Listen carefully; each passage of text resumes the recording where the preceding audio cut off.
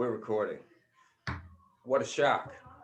I hadn't seen him in a while, but folks know that voice instantly. Those who've lived here in Hampton Roads, Bobby J. Chester Benton, you've worked with him forever. Tell us about your history with Bobby J. Tell us a little bit of that story. Okay, well, first of all, Bobby J was one of the guys that inspired me to be on the radio.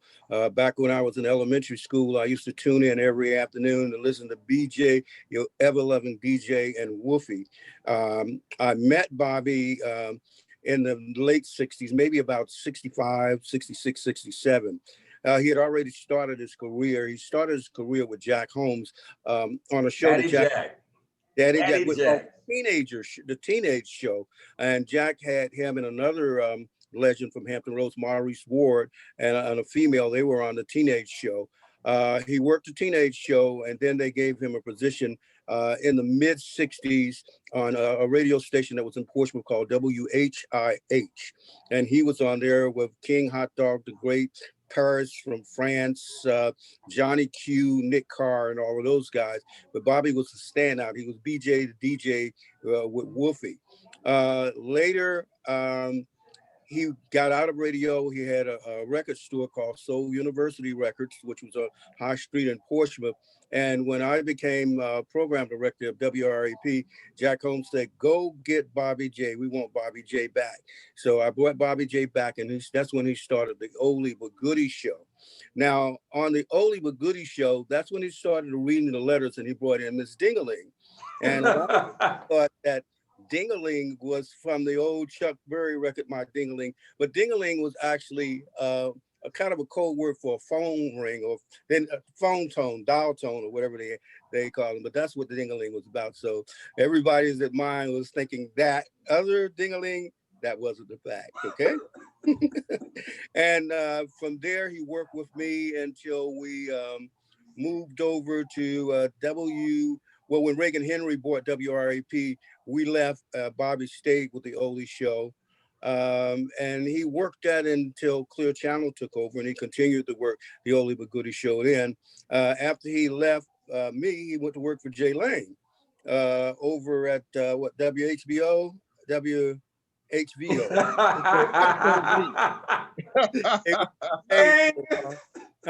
he worked for Jay for a while, and then after him and Jay left, I put him on WBXB down in Edenton, North Carolina, doing the same thing, the Oldie But Goodie show with Bobby J. Tell me about his impact. How significant was he in this area? Bobby was huge. People loved him. He shot straight from the hip. I mean, what you see is what you get. And he was always a star. He was the kind of guy that if he walked into a room, you knew he was coming into a room. And he would always make little humorous jokes, but he would always be loud. Back in the day, he used to have a perm. He had the Al Sharpton look, and very, very tight suits, very colorful tight suits. So when he walked in, you knew it was Bobby J. And if it had been raining outside, you really knew it was going to be him. Oh yeah, I used to joke about that. Yeah, he used to always say, "I get my suits from this guy Washi, and Washi sell me 4 suits for $30." I said, "Okay, Bob, you got 4 suits for $30. That's what they look like." Jay Lang. Yes, sir. Tell us about your relationship with Bobby J.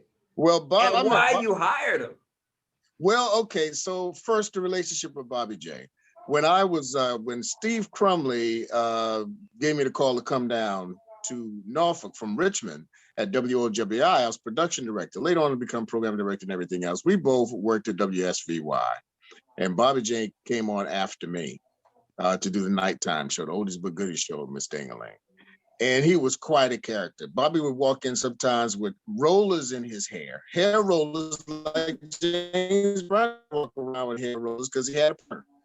And I remember what Chester was saying about the suits. I said, "Man, don't make me mad. I'll pour some water on you because they'll polyester suit.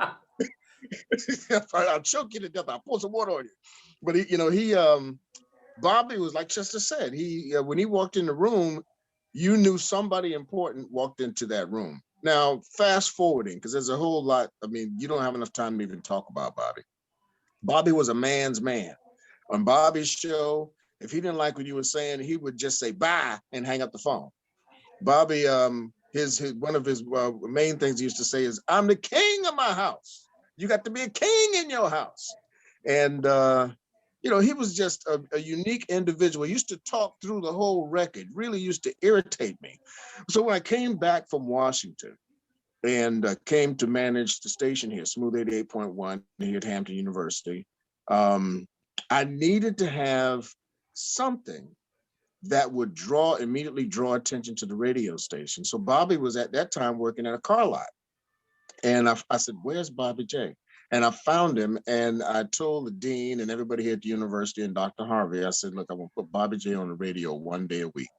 He said, "Why?" I said, "Because we need to draw some attention to what we're doing here with this new station, and with the station that we have changed it in the format.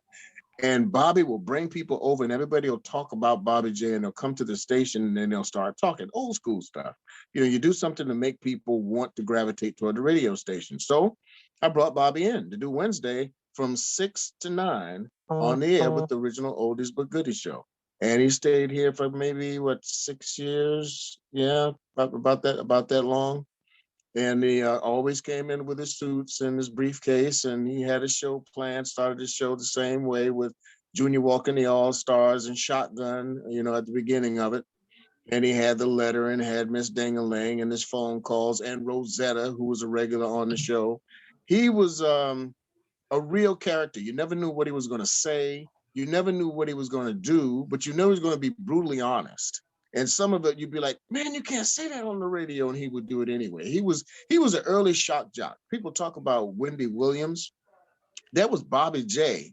Long before a Wendy Williams or Tom Joyner or Steve Harvey, who just said what he felt like he wanted to say. And lots of times he'd get called in the office and we'd have words about it. I said, "Bobby, you can't do that, man. You're gonna make me lose my license. You can't do that." "Well, I'm just being me. And if I can't be me, I just can't do it, Jay." And Bobby was you loved him, and then sometimes you hated him, but you had to respect him because people loved Bobby J. And he's been through a lot. He just think about the 60s. The 60s was the civil rights movement. He was on the air with Daddy Jack Holmes as a teenager. So he's been through a lot. He's been through records and albums and CDs and cassettes and 8 tracks. 8 tracks, now hard drives. And the question was, "Why are you bringing that old guy back?" Well, it didn't. Kids used to listen to Bobby J. I mean, he was just the last living example to me of radio the way it was 40, 50 years ago. And matter of fact, I had students to sit in and listen to a show so they can understand what it was like and how people did radio back in the day. He would sit in the studio and do his show without headphones. And I mean, I'm like, you got to hear what you sound like. He's like, "I don't need any headphones." He would cup his hand behind his ear and, "Hello, everybody. This is Bobby J. This is Bobby J. Who's on the line?"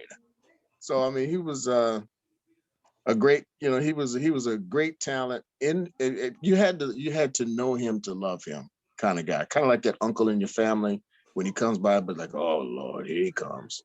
That was Bobby J.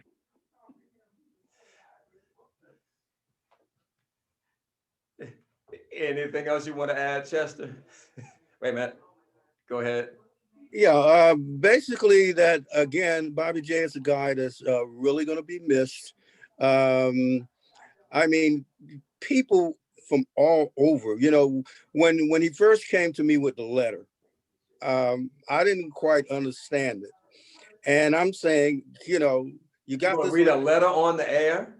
Huh? Yeah. You were going to read a letter on the air? Of course, from a management point of view, when somebody comes, you say, "Hey, got this great idea. I'm going to read a letter on the air." And you said, "Okay." But once he started doing it, that became one of his most popular features.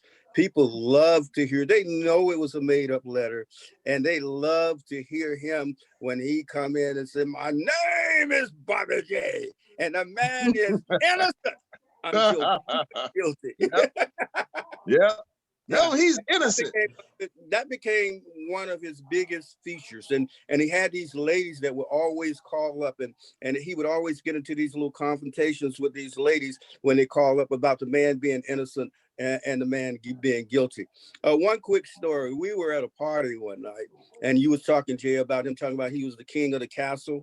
So we got all of these men sitting over at one table, and they were with their wives, and he would start talking about, if you king of your house, raise your hand. If you king of your house. And one of these guys raised their hand, and his wife backslapped him in the club. And I said, well, I guess we won't be doing that one anymore. You know, there's something else, Don, that Bobby J used to do. Bobby, when he had events, so he goes back to record hops now. Yeah. So when he did discos, had appearances, and was a DJ anywhere, he would go to the dollar store and get a bunch of plastic red roses. Yeah. And made sure he gave a plastic red rose to the first 50 ladies that comes in. You're gonna get a red rose from Bobby J. That was one of his signature things to do at his events. Yeah, I stole that too. Yeah. I started I doing think that. we all did. I think we all, what woman doesn't want a rose? You know what I'm saying? It was plastic. She could keep it. Yeah, that's right. That's right. Yeah. All right, fellas. I think that will do it for us. You gave me more than enough. I will look for the emails and any pictures and video, and I'm gonna probably grab a few things from your Facebook page, Chester. Yeah, you can drop. You can go to my Facebook page. Probably pull a few things down. I tried to send you a video. I don't know if it came through, but I sent you a couple of audios. I sent you audio of his opening. I sent you audio of his close. I sent you one with the letter and a couple of his drops. Okay, great. And if you have anything on your Facebook page, if you, I may be able to pull it from that too. But I think there's some pictures on WBXB-FM.com, the website. I think I got some pictures posted on that. okay, All right. great. Thank you. Okay, thank you, man. And I'll let you know when this is going to run. Okay. All right. And Don, if I find any pictures, I'll send them to you as well. Thank Yeah, you. you can Thank have you very much. Thanks, Chester. All right. Good to see you, man. And All right, thank man. you for, All what, 40 years ago? Yeah, okay. Wow, it's been that long, man? At least 30. Wow. And I told I've been at WAVY 31 to be 32 in September. So yeah, thank you again. All right, and I told this young girl I was 47 the other day. Wow. Thanks. You I lied. got your back. All right. Jay, thanks, man. All right. Okay. All right. Bye-bye. Bye-bye.